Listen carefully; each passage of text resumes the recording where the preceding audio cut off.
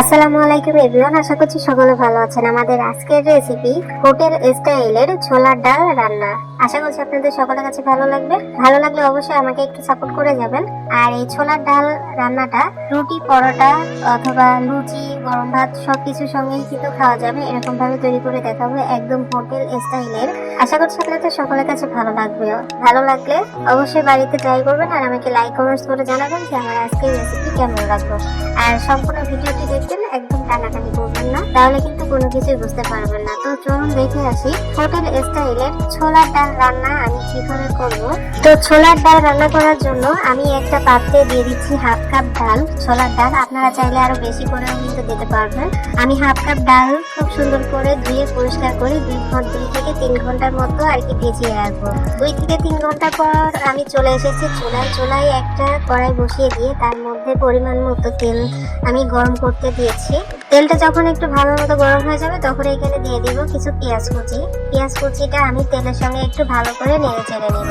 তেলের সঙ্গে যখন পেঁয়াজটা ভালো করে নাড়াচাড়া হয়ে গেছে তখন এখানে দিয়ে দিব 2টো শুকনো মরিচ, আমি একটু হাতে ছিঁড়ে দিয়েছি, 2টো এলাচ দিয়ে দিয়েছি, 4টা লবঙ্গ আর 4-5টার মতো হলো দারুচিনি আর একটা তেজপাতা ছিঁড়ে আমি এখানে দিয়ে দিলাম। এই ফোড়নগুলো কিন্তু অবশ্যই দিতে হবে, না দিলে কিন্তু ডাল থেকে খুব সুন্দর একটা ঘ্রাণ বের হবে না, ভালো লাগবে না। অবশ্যই দিবেন। মশলাগুলো যখন দেওয়া হয়ে গেছে তখন আমি অনবরত নেড়ে চেড়ে পেঁয়াজটাকে ভেজে নিব। পেঁয়াজটা একদম সফট হয়ে গেলে দেখতে পাচ্ছেন পেঁয়াজটা কিন্তু সফট হয়ে গেছে, এরকম পর্যায়ে আমি আর ভাজবো না।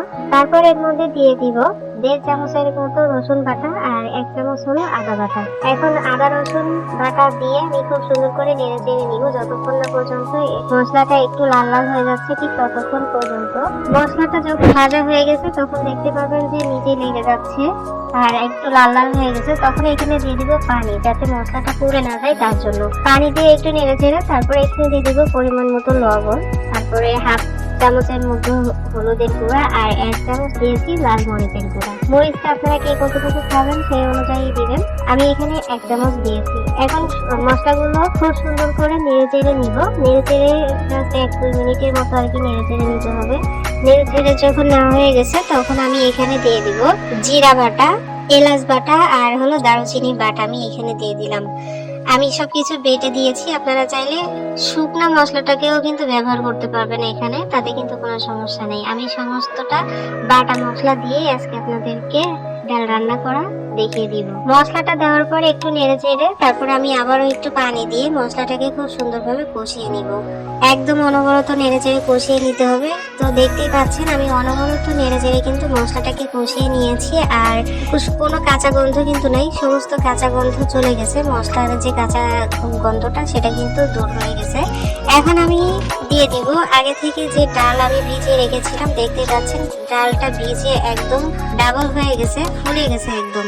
এখন এই ডালটাকে দিয়ে আমি মশলার সঙ্গে খুব সুন্দর করে মিশিয়ে নিব যতক্ষণ না পর্যন্ত ডালের ডাল থেকে যে পানিটা, সেই এক্সট্রা পানিটা যাতে দূর হয়ে যায় সেইভাবে আর কি কষিয়ে নিতে হবে। ওই 3-4 মিনিট মতো আর কি আমি মশলার সঙ্গে অনবরত নেড়ে চেড়ে নিব, নেড়ে চেড়ে কষিয়ে নিব। তো মশলার যে পানিটা সেটা কিন্তু চলে গেছে, ডালের গায়ে যে পানিটা ছিল সেটা কিন্তু দূর হয়ে গেছে। আপনারা কিন্তু দেখতে পাচ্ছেন মশলাটা লেগে যাচ্ছে কড়াইয়ের গায়ে।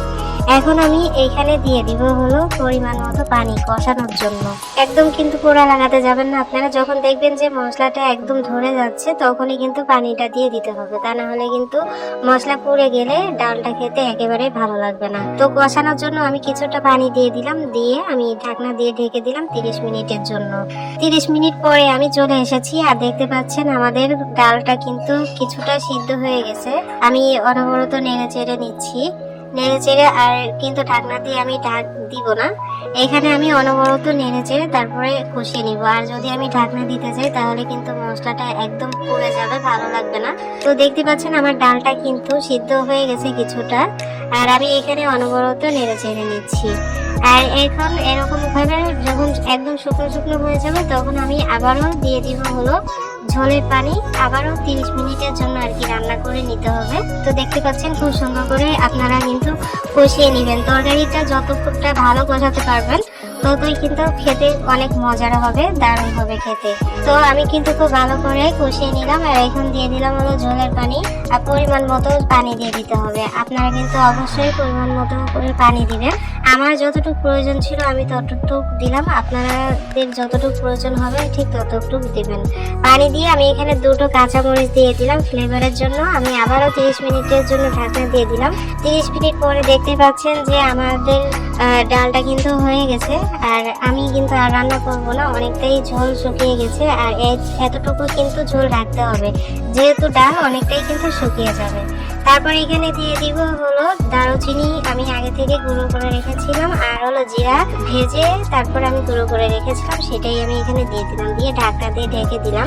আর এখানে কিন্তু বেশিক্ষণ রান্না করব না, জাস্ট আবারও 2-3 মিনিটের জন্য রান্না করব। আর এক সাইড থেকে আমি একটা কড়াইয়ের মধ্যে তেল দিয়ে তারপর এখানে কিছু পেঁয়াজ কুচি আর হলো কিছু রসুন কুচি আমি দিয়ে এখানে ভেজে নিব। আমি ডালটাকে একটু বাগারে দিব, আপনারা বাগার না দিতে চাইলে দেওয়ার দরকার নেই। পেঁয়াজ আর হলো রসুনটাকে ভেজে নিলাম, আর এরকম লাল লাল করে ভেজে নিতে হবে, এর থেকে বেশি কিন্তু পোড়ানো যাবে না। তারপর আমি পেঁয়াজ আর হলো রসুন ভাজাটা আমি দিয়ে দিলাম, এর মধ্যে একদম ঢেলে দিলাম। এটাকে বলা হলো বাগার দেওয়া। আপনারা বাগার দিবেন না, চাইলে দেওয়ার কোনো দরকার নেই। বাগারটা দিয়ে আমি একটু লবণ চেক করে নিব, আপনারা অবশ্যই লবণ চেক করে নেবেন। আর 2 মিনিটের জন্য আমি আবারও ঢাকনা দিয়ে ঢেকে দিলাম। 2 মিনিট পরে আমি এখানে দিয়ে দিচ্ছি 1 চামচ মতো চিনি। এই চিনিটা সম্পূর্ণই অপশনাল, আপনাদের যদি ভালো লাগে তাহলে দিবেন, আর ভালো না লাগলে কোনো প্রয়োজন নেই।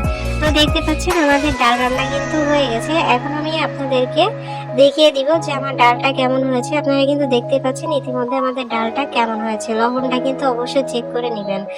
ডালটা আমি নামিয়ে নিলাম, আর মাঝখান মানে এক সাইড থেকে আমি কিছু পরোটা তৈরি করে নিয়েছি। আপনারা রুটি অথবা পরোটা, লুচি এগুলো তৈরি করে নিতে পারেন। তো আমি কিছু পরোটা তৈরি করে নিয়েছি।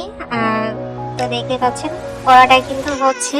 যাই হোক, পরোটা হওয়ার পর আমি আপনাদেরকে পরিবেশন করে দেখাচ্ছি যে আমার ডালটা কেমন হয়েছে, কতটা সুন্দর হয়েছে, কতটা পারফেক্ট হয়েছে। একদম দোকানের মতো কিন্তু হয়েছিল। আপনারা কিন্তু বাড়িতে অবশ্যই ট্রাই করবেন, একদম লোভনীয় দেখা যাচ্ছে, দেখতেই পাচ্ছেন। আশা করি আমার বলে বোঝানোর মতো কোনো কিছু নাই, আপনারা কিন্তু সবটা দেখেই বুঝতে পারছেন যে আমাদের ডালটা কেমন হয়েছে। আর আমি ডালে যে যতটুকু ঝোল রেখেছি আপনাদেরও কিন্তু এতটুকু রাখতে হবে, বা এর থেকে একটু যদি বেশি রাখেন তাতেও কিন্তু কোনো সমস্যা নেই। যেহেতু রুটি বা পরোটার সঙ্গে খেতে হবে, একটু ঝোল ঝোল থাকলে কিন্তু রুটি বা পরোটা খেতে সুবিধা হয়। তো দেখতে পাচ্ছেন, আশা করছি আপনাদের সকলের কাছে ভালো লেগেছে। কে কোথা থেকে দেখছেন আমার ভিডিওটি অবশ্যই লাইক কমেন্টস করে যাবেন। আমাদের আজকের রেসিপি কেমন লাগলো অবশ্যই কমেন্টস তো করবেনই। নতুন যদি কেউ এসে থাকেন অবশ্যই চ্যানেলটিকে সাবস্ক্রাইব করে রাখার অনুরোধ রইল। সবাই অনেক ভালো থাকবেন, সুস্থ থাকবেন। আমার পরবর্তী ভিডিও দেখার আমন্ত্রণ জানিয়ে আজ এখানে বিদায় নিচ্ছি। আল্লাহ হাফেজ।